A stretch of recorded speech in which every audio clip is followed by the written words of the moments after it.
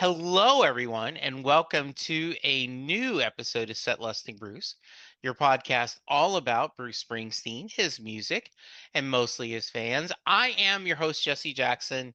We are doing another lovely timey-wimey episode where it is my morning, my guest afternoon, and returning to the podcast after way too long of a delay is my wonderful friend, Brian. Brian, how are you doing today? Jesse, how are you doing? Listen, it's lovely to be back. And I think waiting to be back reminds me of the waiting we had to do for Bruce to return playing.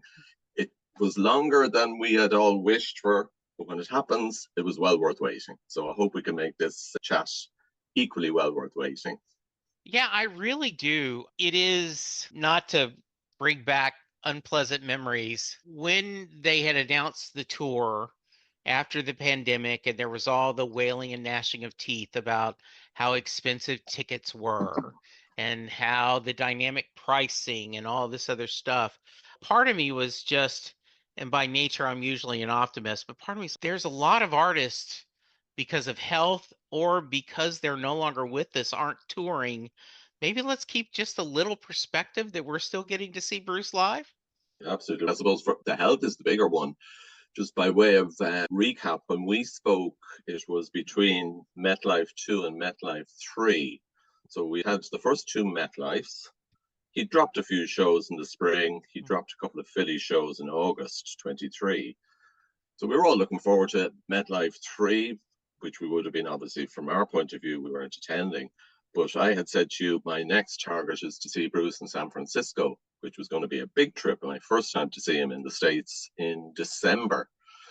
And then, of course, MetLife 3 came, and we know what happened after MetLife 3. So obviously, a lot of plans had to be put on pause, and that's what became the delight of my 2024 experience. So things eventually happen for good reasons, and they work out. Said my friend. So yeah, let's kind of start. How many shows, not to do spoilers, but how many shows did you end up seeing in 24? In 24, again, I love to put a bit of context to this because Please. I regard myself as late to the party.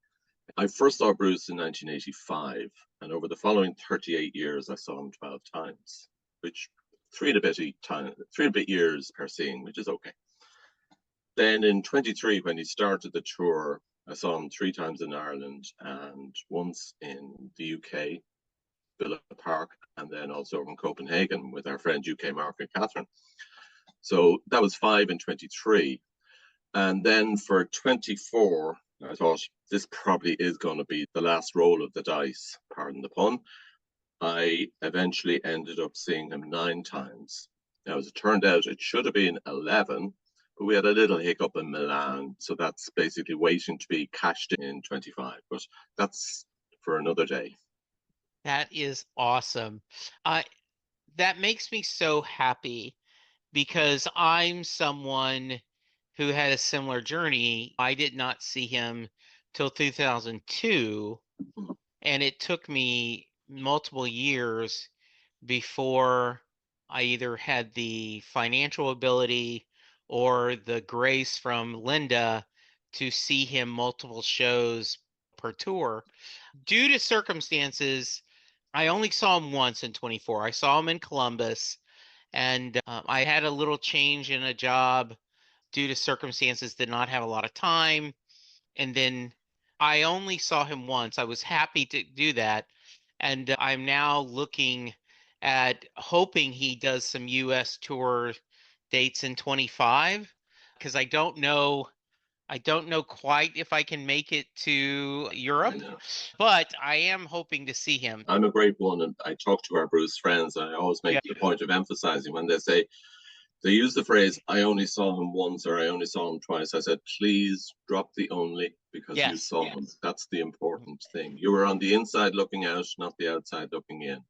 All right. So why don't you take the controls for a little bit and let's walk through maybe. I know that you have, we're all part of one Bruce family and one social media group, but you've had a subset of your own Bruce bunch, gang?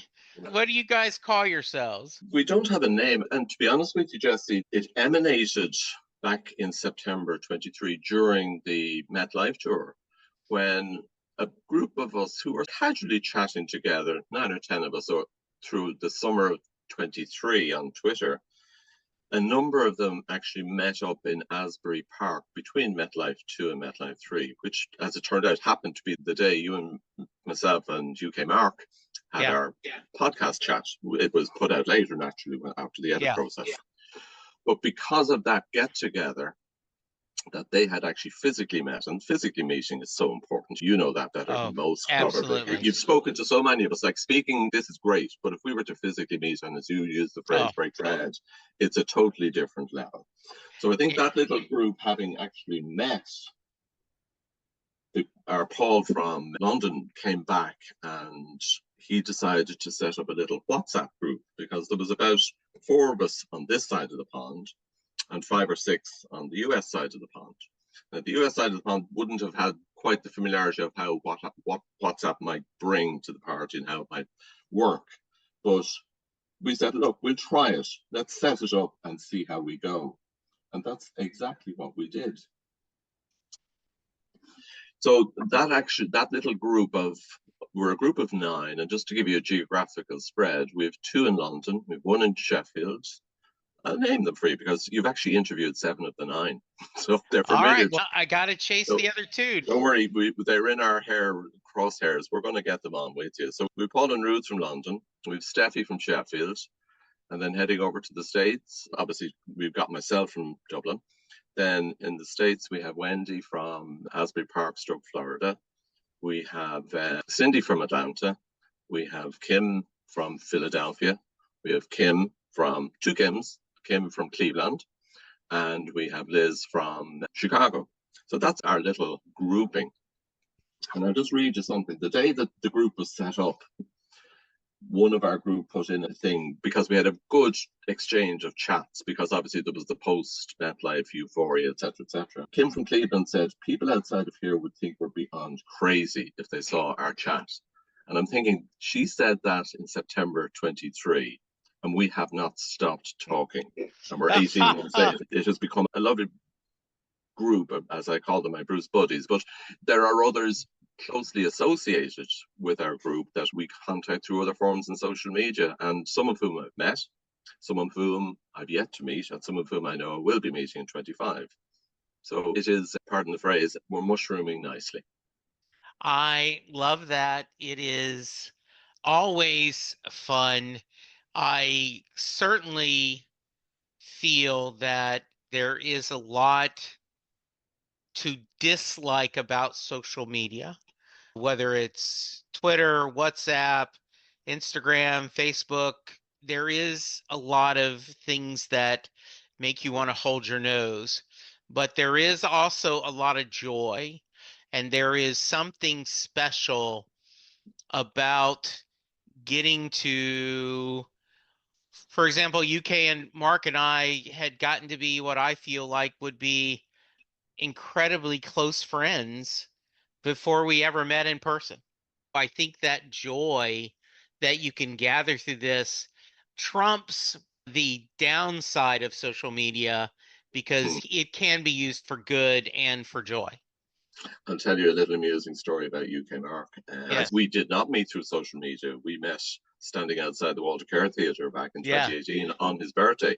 And then social media helped us keep in contact. Contacts have been built up there. And when we were at Wembley and we were in the front pitch, we were in very early. And we were aiming to be at the back so we could rest up against the back barrier. And I was saying, listen, I'm going to head off and talk to some of my Bruce buddies because some of them were actually there in different parts and I wanted to try and find them. And God love Catherine, she just looked very sadly at me and said, I thought we were your Bruce buddies. Now, here's the great recovery of all time. I said, oh no, Catherine, you're my Bruce family. Rescued. I tell you what, having dinner with them that night, it truly one of the highlights of my Bruce fandom is just spending so much time together and enjoying and talking. And they are absolutely brilliant and just so charming and just so wonderful. Yeah, that's great. All right, so let's go through a little. Talk to me about your journey last year. I suppose where we left off, as I said, I was to do San Francisco in December. So I had booked a 5-night holiday to bring my wife over to San Francisco. And we were going to do it properly, see the city. I had seen it back in the late 80s, and I thought she would probably like it. And of course, shortly after MetLife 3, everything stopped. So Yeah. I said, okay, so that's going to be kicked out to next year. We'd booked all our stuff. Now, yeah, you could have cancelled and got a good bit of money back. I said, come on, let's go and enjoy San Francisco anyway. And we did. And we were there for a most wonderful time. The weather was brilliant. A bit cold, but we walked, did loads. So having done that, I had a familiarity with San Francisco. So that when it came to the March concert, the rescheduled one, I went back to the same hotel and it almost felt like going home in some respects because it's so easy to navigate around. And I was being joined by UK Paul, by Kim from Cleveland. And this was the first, I had met Paul for basically 40 minutes in a hotel lobby in Copenhagen. So we all got together the day before, and a bit like yourself, we broke bread, we had dinner together, and it was just a lovely warm feeling. And then I knew the best restaurant to have breakfast in the next morning. So we went off, had a wonderful breakfast, day of the concert, came back to our hotel. Paul was staying 2 minutes away from us. So we arrived. Kim K has mobility challenges that mean we help her maneuver around a little bit, which is fine, no problem. So I jumped out of the taxi at our hotel, and Paul gets out as well. We help her out. He goes off to his hotel, and we said we'll meet you in a couple of hours and head down to the Chase Centre. We were going in, and she got the lift up, and I suddenly went, where's my phone?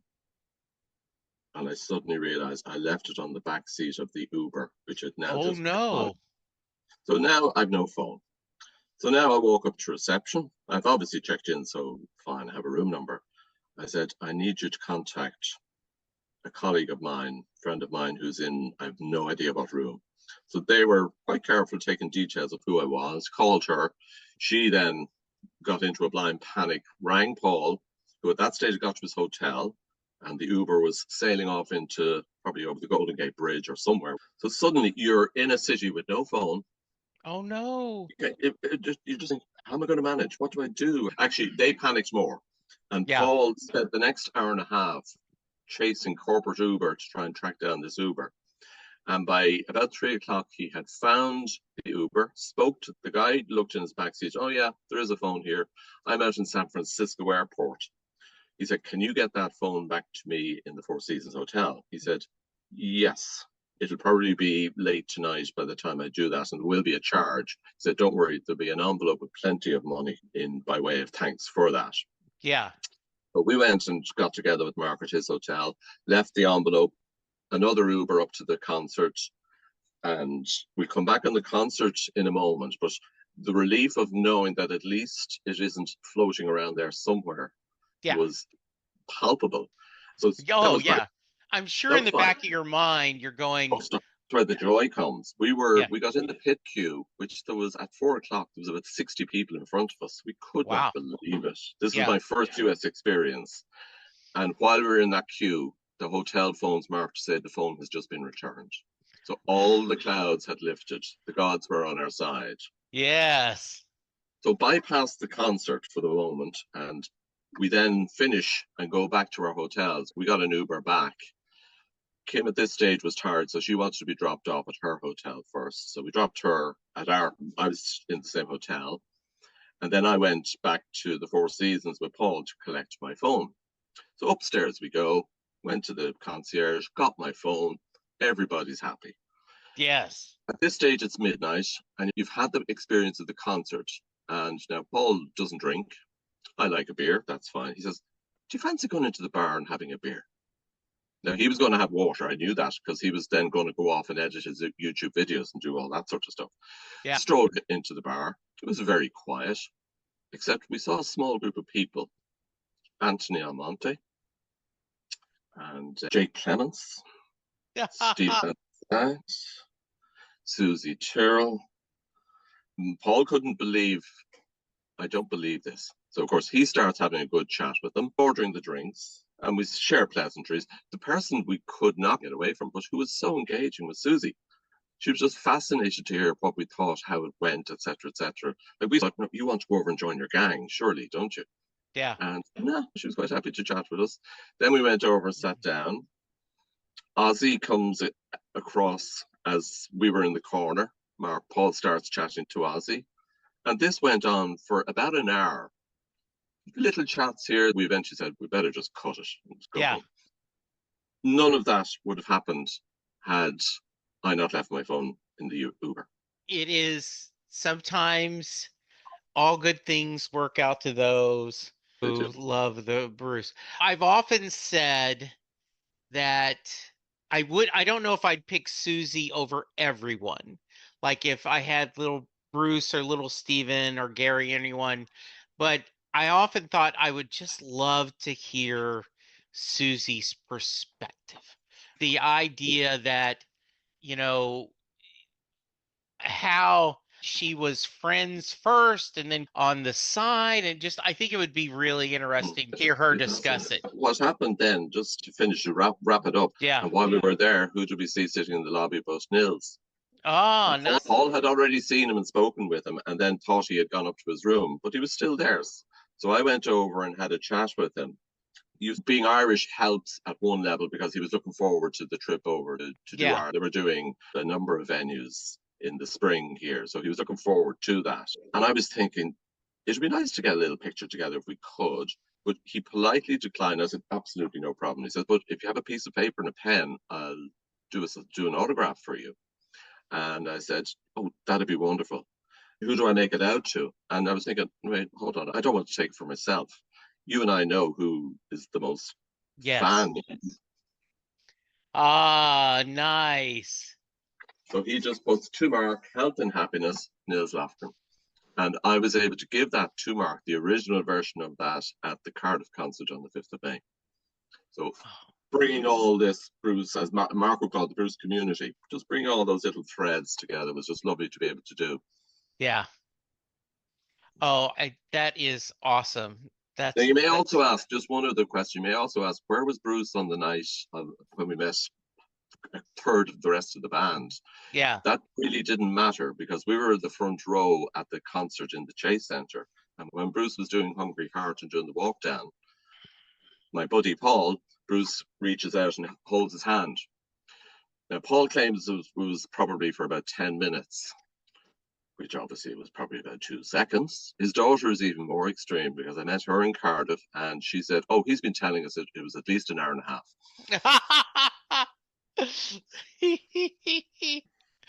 Bit of fun. Yes, absolutely.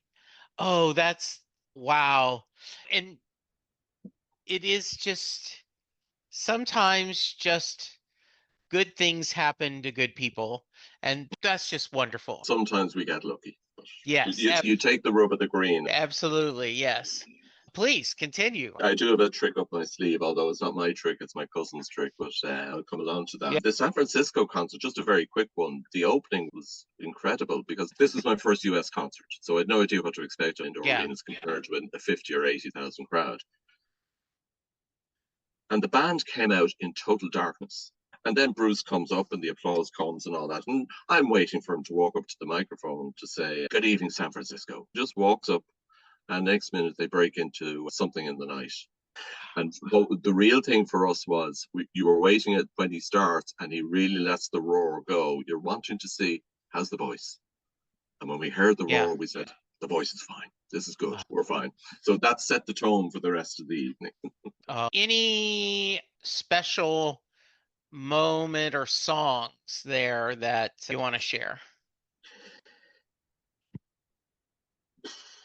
I've touched on some of them. And to see Racing in the Street performed as he's done it this year, and I've been lucky to see Racing in the Street done live 3 times.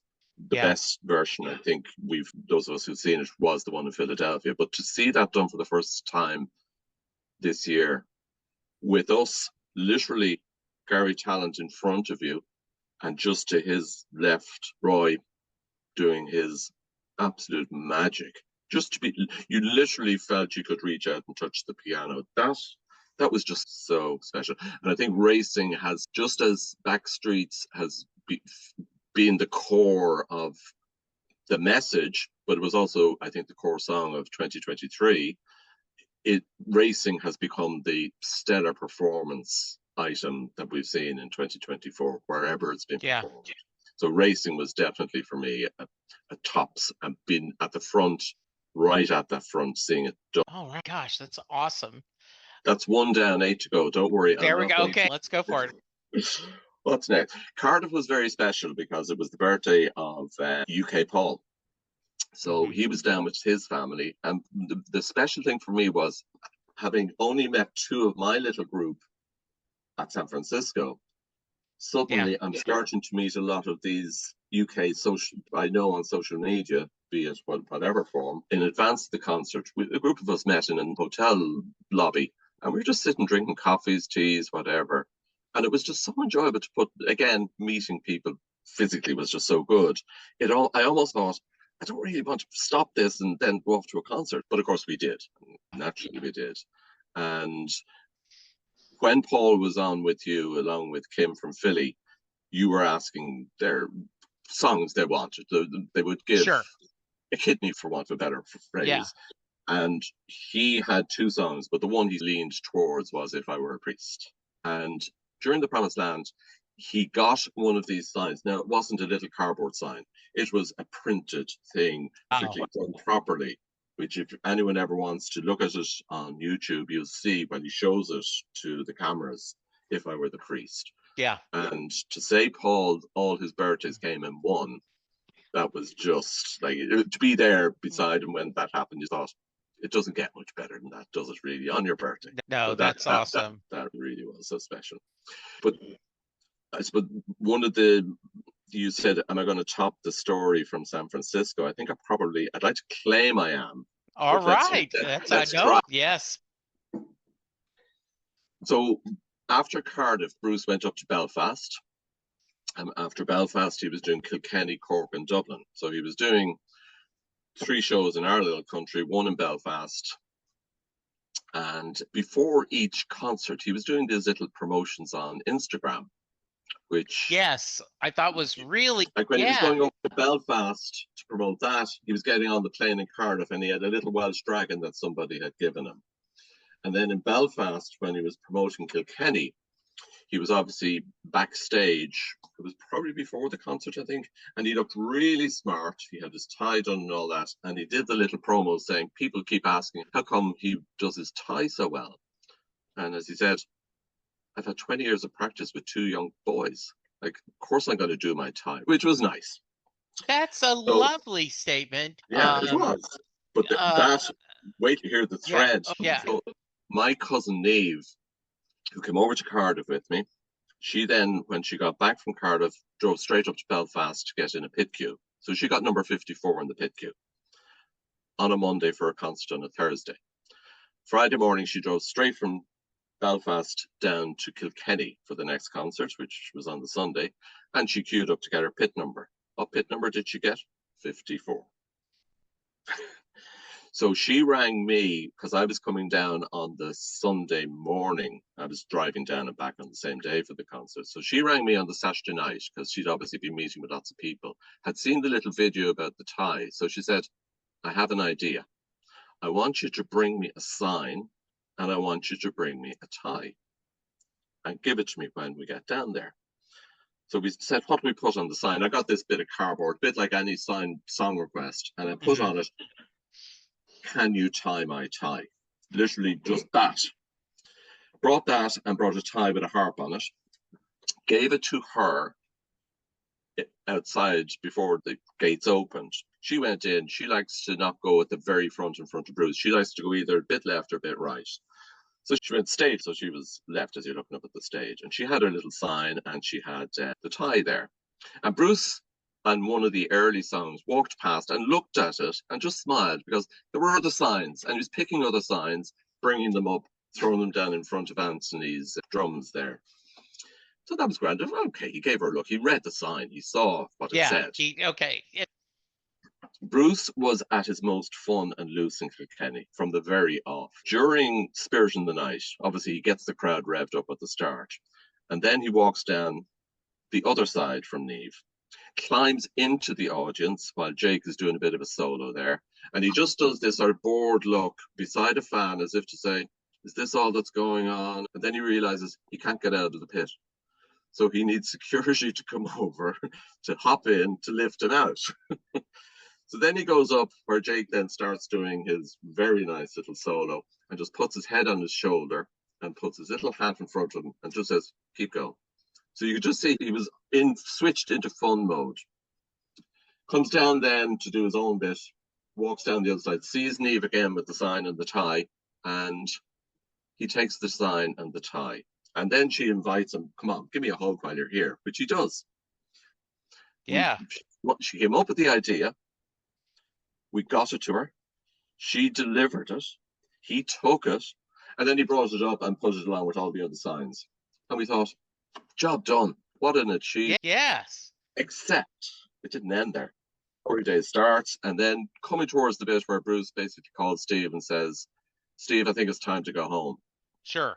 Steve had just come over for that bit. And Bruce says to Steve, keep it going there. And he walks over, gets on his knees, starts going through all the signs. Then he finds this particular sign, comes back, shows the sign up to the audience, up to the cameras. Can you tie my tie?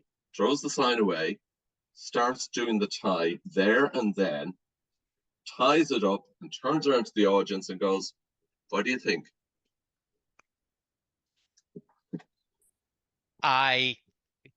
What more could you want? Anyone who wants to see it, it actually got a mention in Setlist FM. Bruce ties a fan's tie or something like that.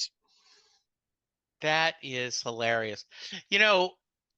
What I was going to say is I totally get where he's coming from, because going to Catholic school did have to wear a tie certain days. He was, okay, I don't want you to have to tie the tie for me every day. Teach me. So we taught. So yes, I can imagine and I would think Bruce's sons went to private school where you may have had to wear a tie. Yeah. Yes, I do remember seeing that. I'll include a link to this in the show notes so that if anyone wants to do, that's great. And the funny thing is, I think I probably sent it to you privately, Jesse, was that I would tend not to take much in the line of footage because other people do much better jobs than I do. And I just happened to take the camera out just to see when he was doing something. I said, he's up to something here. What's he at? And I recorded that moment, and Paul beside me is shouting, that's Brian's tie, that's Brian's tie. And even though it got known as my tie on social media, because my cousin doesn't do social media, I said, at the end of the day, I provided the raw material, she provided the concept, and she delivered the product. So she's the one that gets the credit. That is wonderful. That's great. I think that was definitely a humble brag. You could claim. So very nice. Yes. And that's only 2 shows in. No, we're up to Kilkenny. Cork was very wet. So he opened with We'll Stop the Rain. And someone gave him a sign to play Santa Claus is Coming to Town. And he just said, hell, come on, we're all so wet, let's do it. Yeah. Throughout this, though, an important point, 2 key things from Kilkenny, just to briefly mention, because even these I could labour on a bit too much.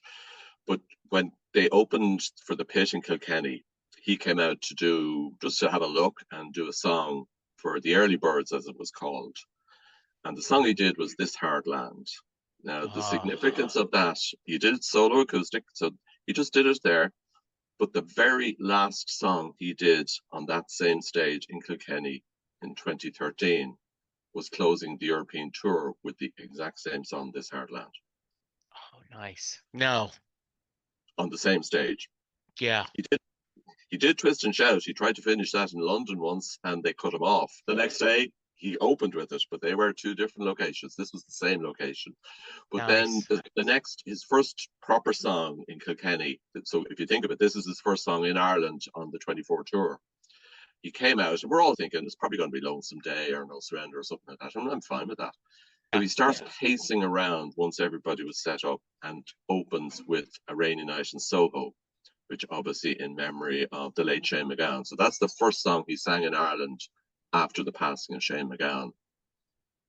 So that was a very special moment. And he opened with that, but I think because of how well it went, he then closed with it both in Cork and in Croke Park in Dublin. So they were the special ones. Dublin itself was very special because we had UK Mark and Catherine over for that, and they were in Cork as well. But Mark described it as probably the most curated set list that he had seen up to then. He said it's the precision of it, which is something I probably wouldn't note, but he has the knowledge to be able to spot these things. But in the audience or in the VIP section of it, we had the Mayor of Freehold, who was over to progress twinning Freehold with Bruce's McNicholas family from Rathangan in County Kildare. So Mayor Freehold was there. Your Hometown was a very special song for that. And then The River was played, and his sister Virginia was there, as well as Pam doing her photograph. So again, that was very special. Oh, that's nice. Yeah, it's got to be special now that he's lost his mother and his father. And of course, he was blessed with a lot of years with his mom after his dad passed. But there has to be something special about when both his sisters are there. I would have thought. Yeah, I would think there is this wonderful feeling that they're still very close as siblings. And so, yeah, I know that when I lost my brother, my sister and I were, after my mom had her stroke, I think our friendship for my sister and brother ramped up even more, even though we had gotten close over the years. And then after my brother died, I have been really close to my sister.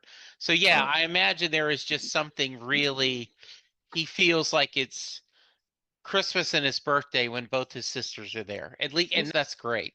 In the land of their ancestors. We'll come on to that when we talk about Road Diary if we get the chance later on. Yeah. So that brings me on to Wembley, if you want me to quickly hop on. Please. Wembley, I had never been to Wembley, and obviously it's one of the iconic venues for many things, obviously football and so forth. And my first visit to Wembley was actually the end of the European tour last year. Okay. And I always liked, if you can get to an end of tour, like that's always special. Doesn't matter what's played, just to be there, because this is the last one. Yeah. You don't know, although we did know at the stage Wembley that we had 4 that were cancelled, postponed from early June, late May, early June. But Wembley was special then getting into it, and I've told you a couple of stories about that already. But I had said during the week, because there were 2 Wembley shows and I was going to the second, and we were saying, what's he going to play? And I said, we knew that Patty was in town. So we were saying, presumably she'll be in the VIP area. What's he going to play for her? And we thought, I'd love it to be Tougher Than the Rest. I thought that would be a very appropriate song to play. Yes. But I said, no, hold on, listen to the lyrics, as he always tells us. It's Saturday night. And the show was on a Saturday night. I said, hopefully he plays it on the Saturday night. So waiting in the pit queue, you hear the sound checks, and you hear Tougher Than the Rest being sound checked. You immediately think, this could be on. I played. That's fine. So we'll see what happens. So then we come along, he opens, and the second he started, I have never felt a crowd experience like it. It was the most amazing crowd I have ever experienced. And we all like to think our own crowds are the best, naturally enough. But this crowd on that Saturday night was just amazing, really amazing. And then, where was Tougher? It was the 7th song in. Bruce pauses and says, what a wonderful Saturday night to have that entire East Street band with Miss Paddy Scalfa on stage.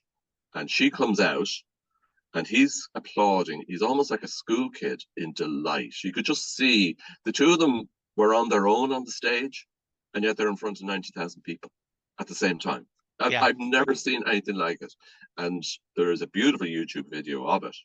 And that also there's a very amusing thing happens during it because they're playing so closely. Yeah. Her sleeve caught in his guitar. Now, when you look back on it, his guitar caught her sleeve. He takes it on the chin, Yeah. and she's having to distangle the thing. I just got a bit of a laugh, and it was fine. And Oh, when he came that's back over, hilarious. he was doing the harmonica. He had his guitar in front of him, walks back over to her, gets the guitar, flings it around his back as if to say, that's not going to happen again, and just roars laughing. But to see the two of them together, and then when she walked off, it was a moment for them, let alone the audience. It was just wonderful. That's And I was lovely. delighted that she got to play. Yes, I was too. And Yeah, social media can be so crappy, and there can be so much pettiness about why isn't someone coming? Why aren't they in the shows? And that's why I believe in giving as much grace as possible, because you absolutely, never know what someone's going through. absolutely. And to have her fighting this battle, and I'm sure he misses her on stage. He misses her when he travels. And Yeah, so to have that relationship where, yeah, I'm sure that must have just felt just such a gift that they're getting to do that again. That's yeah, beautiful. absolutely. Yes. Yeah, that's so wonderful. That finished me in Europe. So that then left me with my two Philly dates.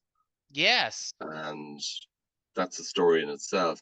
That really emanated because when I listened back on our chat there in 23, I did allude to the fact I said Philly's been put back to 24. What I did after that was because tickets were being, you could return your ticket and then it becomes available for sale. So I went in after our chat and I just said, I'm going to see what tickets there are. I got a seated ticket. I just said, listen, I'm going to buy it. If I don't happen to use it, I know someone in Philly who'll be able to find someone who'll be able to use it. So it was almost like an option or an insurance policy. There you go. And then as we progressed into this year, suddenly a momentum developed among our little group to come on, you got to come over to us and see it. And if you're going to go over from this side of the pond to your side of the pond, and there was only a day between the concerts, one was on a Wednesday, one was on a Friday, you got to go to both of them, surely. Yeah.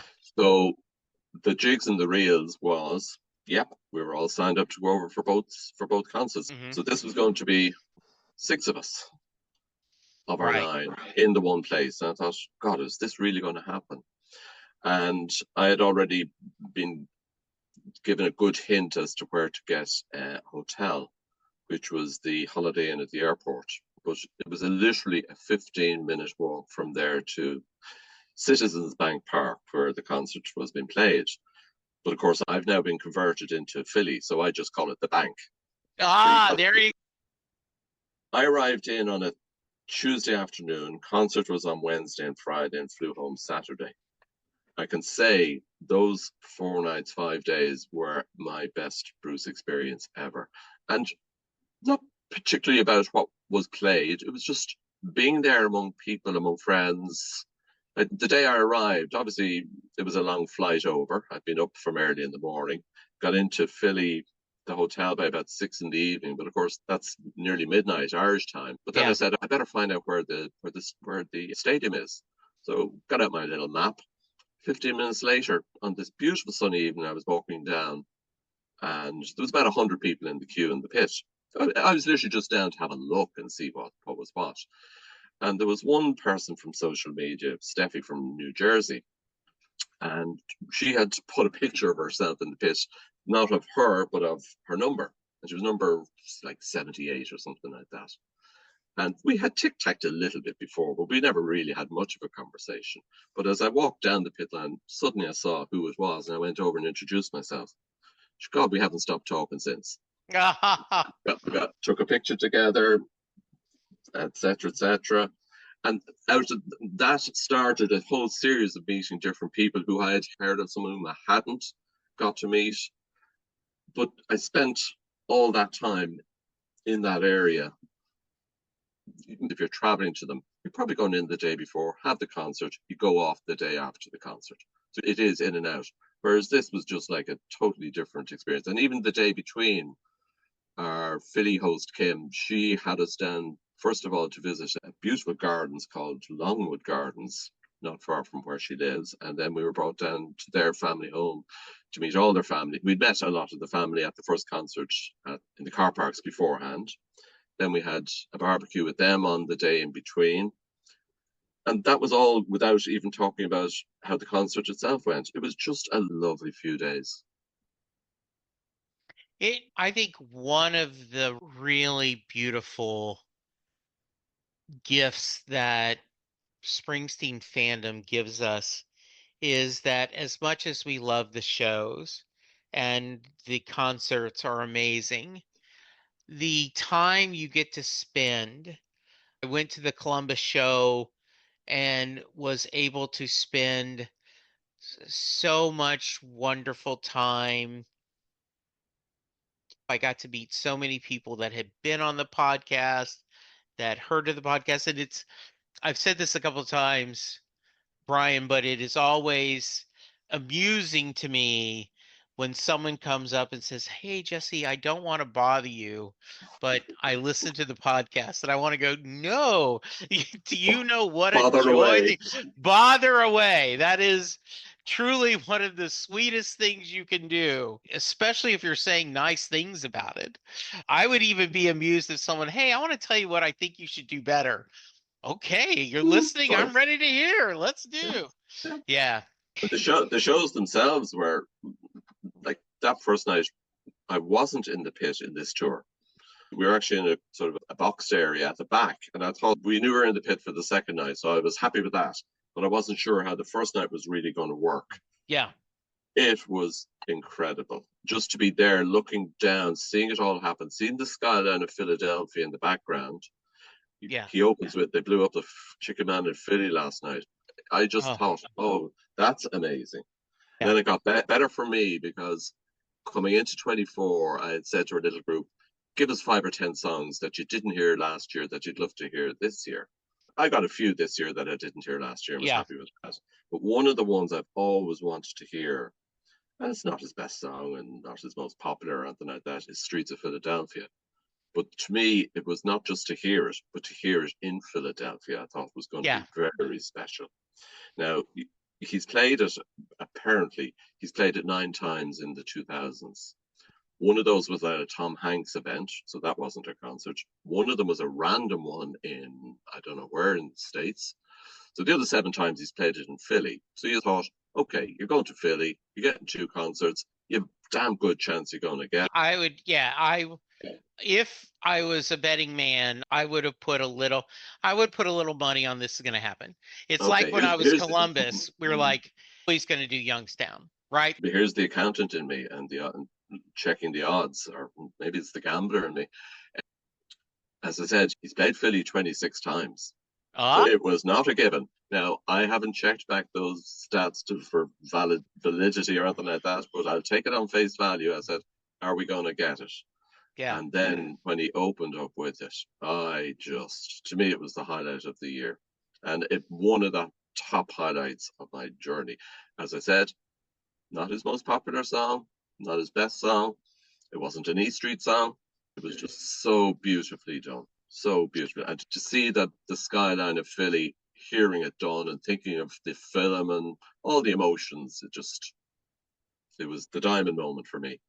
One of the things I always think of is my wonderful friend Bella Pori, who talked about she found Bruce through Streets of Philadelphia Oh, because the idea that here's this mainstream person and singing about the AIDS epidemic made her, and coming up in a couple weeks as we're recording this, knock on wood, there are two, Holly and Jesse from the UK, have done a podcast belongs to us, which is their journey to see if Bruce is a gay icon. They're from the UK, and we have had to reschedule a couple times, but currently we are scheduled to talk March 8th.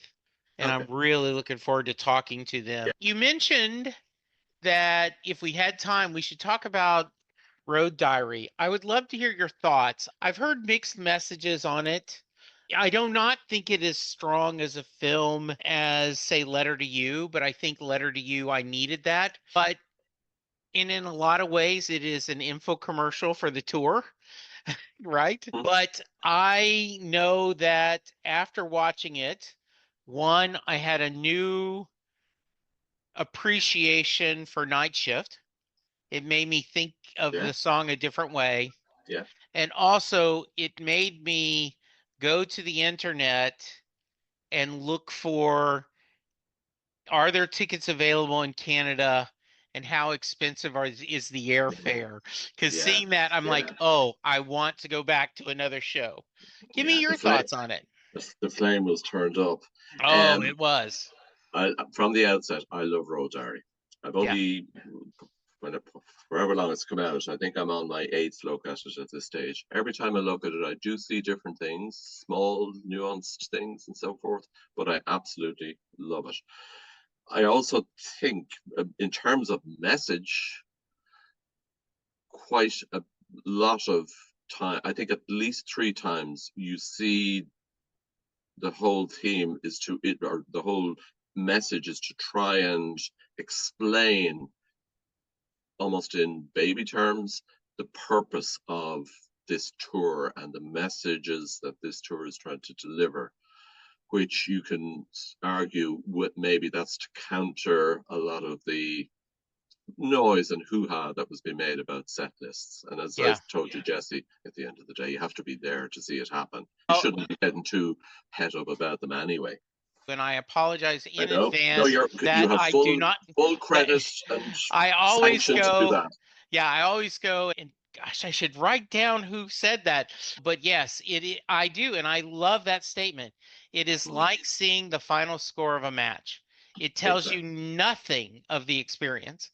I think that is one of the most insightful comments that I've heard on this podcast. Do What I know that also I think of you anytime I say it. And so, right now, people, if I don't give Brian credit, know that it's all from him.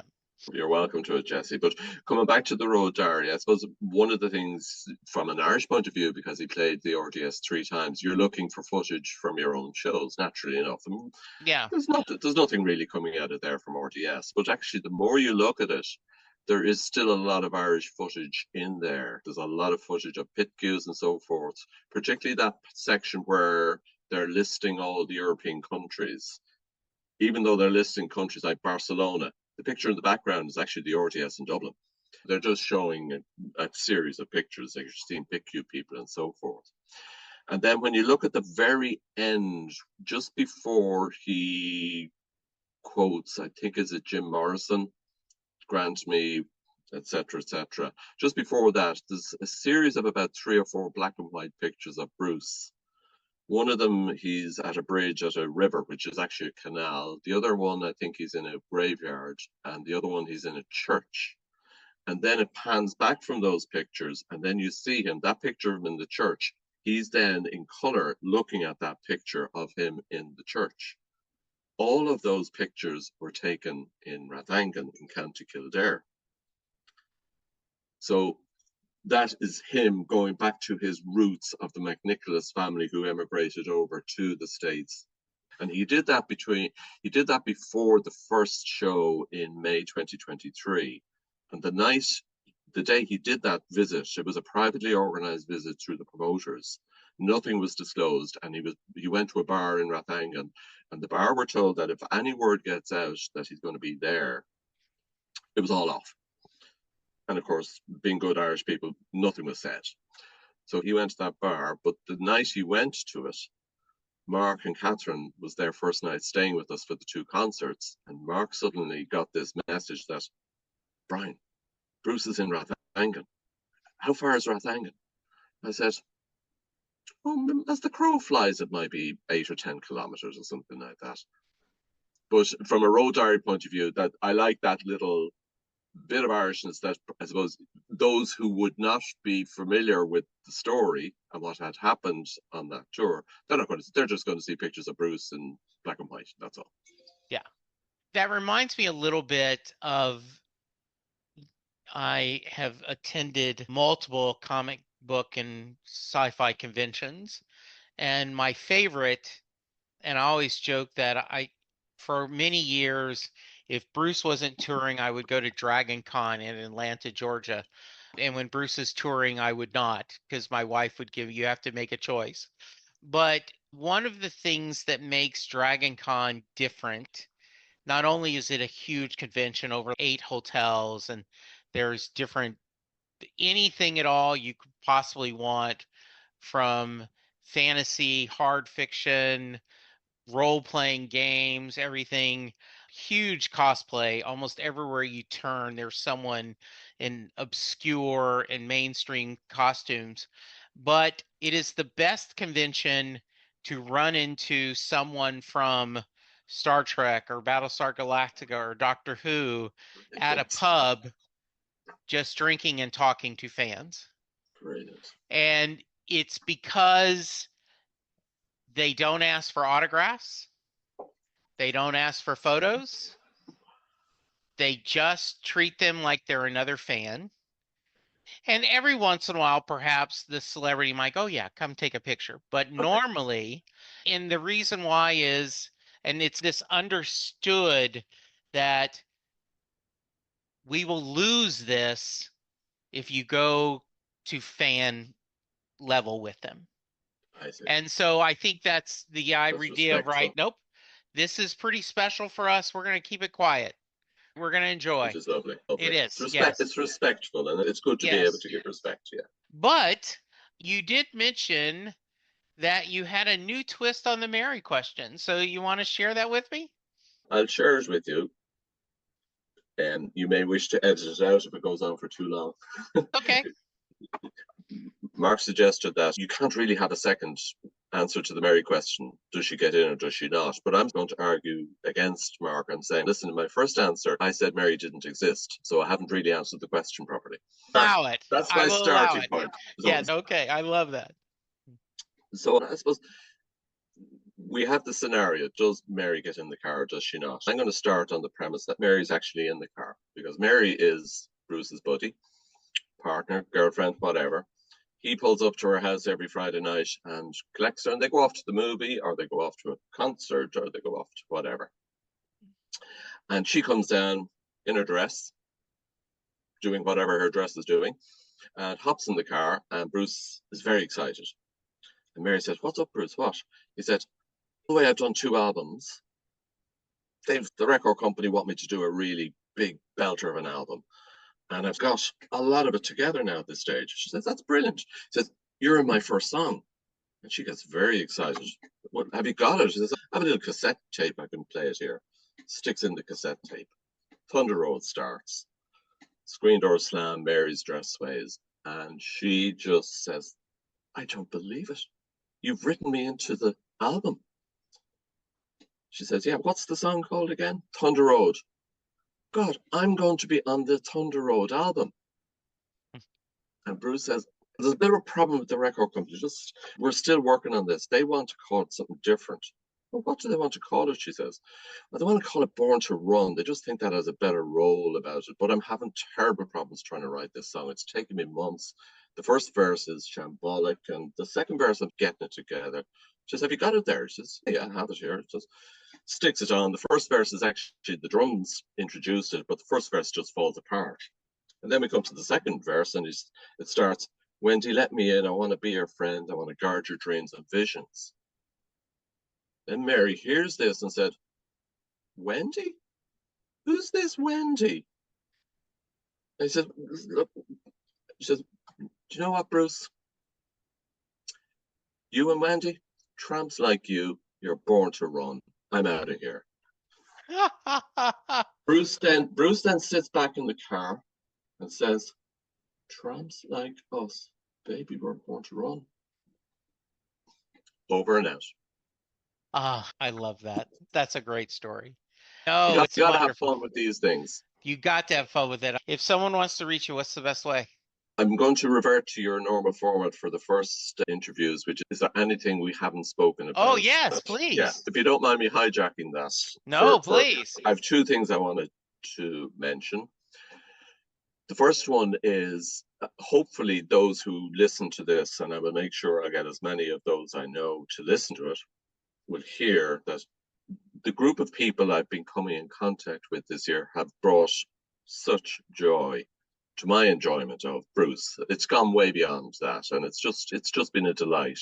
And I know it's not over. The train is still running. There are people I know I'm going to meet in June in Liverpool and in Milan and probably in Berlin. And I just cannot wait. And I just want to thank them for everything they've given me in this little journey that I've come late to the party. And the second point I want to make, Jesse, is actually directed directly to you and indirectly to Linda and Connor. I want to thank you for, I don't know how I'd even describe the burden, the process of work, the effort you have put in. I remember because I've listened to some of your episodes with my friends over the last week or so, here That's you ex are. It is a huge amount of work you put in, but I think you get a joy out of it as well, which sort of makes it feel a lot less work. But we, as both listeners and participants, appreciate the effort that you put in. Thank you very much. Thank you. But yeah, it is definitely a labor of love. I just started a new gig in January, and it is absolutely a blessing. I love the new company. I love everything about it, but it is keeping me on my toes. So I don't have as much time in the past, but there is just something beautiful about I sit in this chair, I turn on the computer, we open up Zoom, and there's my guest. And for an hour or so, we lose ourselves in a conversation, and it's a gift. So thank you for those kind words. We'll meet sometime. We It'll will happen. meet. It'll happen. Absolutely. Yes. All right. Anything else before I get you out of here?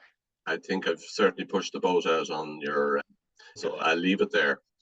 All right, everyone. Let's all plan on meeting soon in person and breaking bread together. Everyone, be safe, be kind, and we'll talk to you soon. Goodbye.